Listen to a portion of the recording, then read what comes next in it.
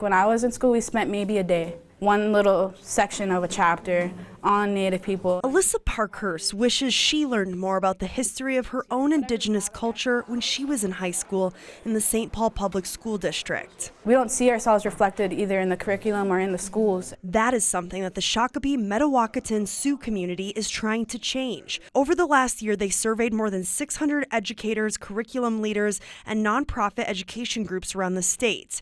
Their feedback was put together in this report called Restoring Our Place, where they learned that 90% of educators believe they should be incorporating more Native American content into schools. That number blew us out of the water. Odia Wood-Krieger is the principal investigator for this study.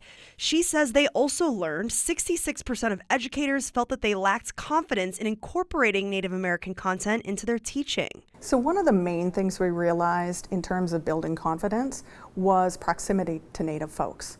So are they related to a Native person? Do they have Native colleagues? Have they been to a powwow? The Shakopee Mdewakanton Sioux pledged $5 million towards this effort. We now have a fun job. We get to figure out how to spend this money that Shakopee has put forward, and we're talking mini grants, we're talking learning opportunities for educators. The hope is for non-Native students to learn more about a history and culture that has deep roots in our state, and for Native students to feel authentically represented.